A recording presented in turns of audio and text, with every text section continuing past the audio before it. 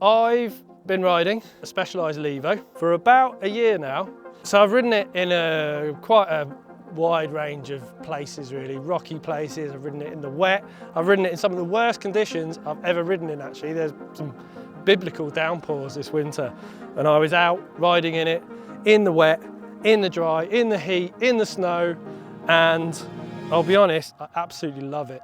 Massive torque from the motor, it's 90 Newton meters, but it never skips a beat. Loads and loads of power uphill, to the point on sort of tight switchback turns.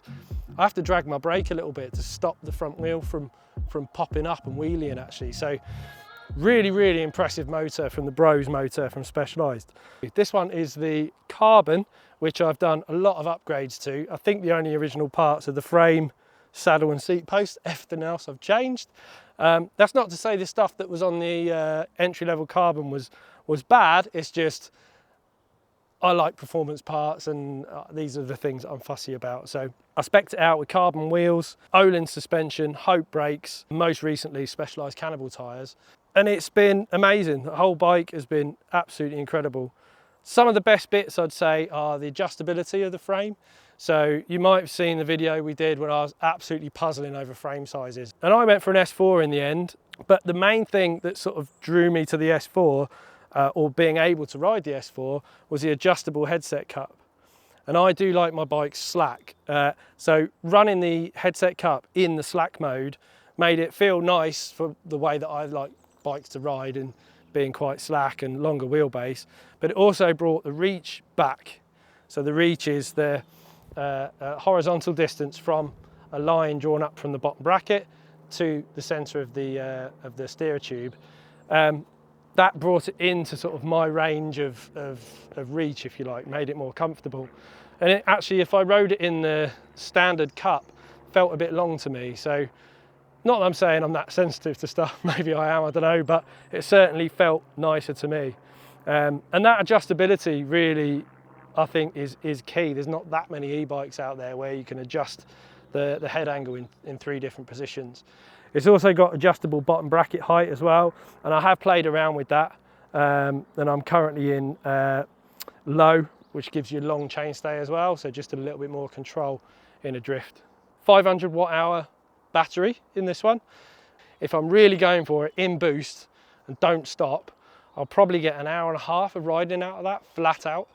I'm probably 84 kilos at the moment, something like that, 85 kilos. If I manage the modes, if I start bopping into trail mode or eco mode, I'll get a lot further out of that. But I've also got a 720 watt hour battery for this as well, and I get a lot longer out of that.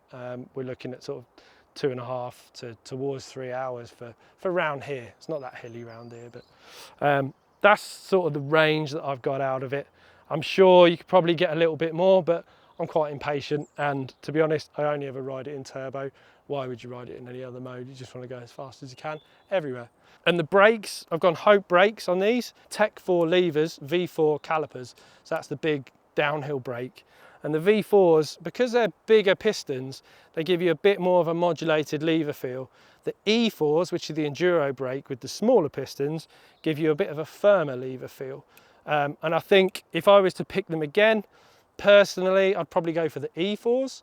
There's more than enough power in the E4s for an e-bike, and you just get a nicer sort of firmer lever feel. So I think my next bike, I'll probably go for the E4s, but again, amazing brakes. I'm running those with the 2.3mm thick Hope rotors. Haven't skipped a beat. I've never had to true them up.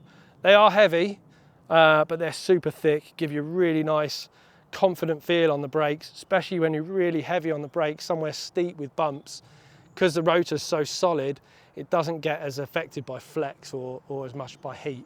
So it's a really stable, consistent brake. I've never had a brake that's this consistent before. Bergtech Cockpit, bit of a classic. Carbon bar, 42.5mm stem, soft compound grips. I've had these on, I think, 3 bikes now, this one pair of grips, and they're soft compound and they're still not worn down. But they're a firm favourite of mine.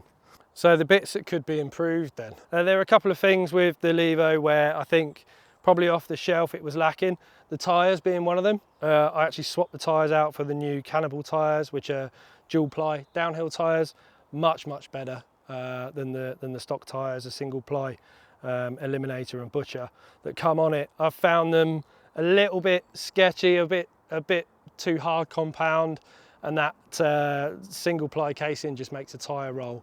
And on an e-bike, I do think you need that dual ply tyre. So I swapped those out, and they're amazing, these tyres. The dropper post, I know it comes, I think, with the 175 on the S3 and the S4.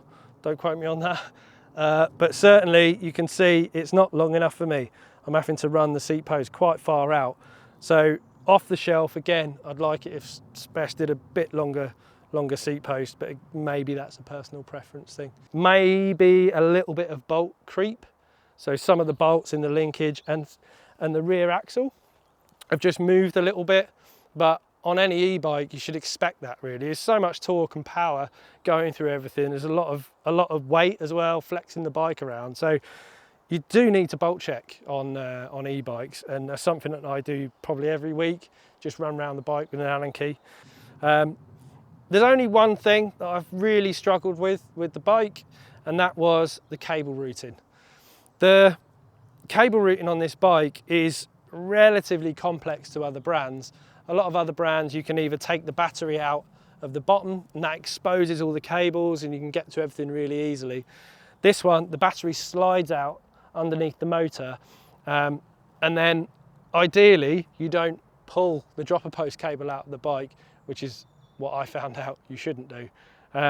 If you do that, you've then got to actually try and thread all the cable through the separate pieces of the carriers that are attached to actually the bottle cage mount under here and into this part here, and it was quite a job. I had to take the motor out to get to it, and then I had to fish around to get it through. I'm sure there's tips and tricks. I certainly took a good hour and a half doing it, and wish I could have that hour and a half of my life back. But other than that, no issues at all. It's a perfect bike. You should buy one.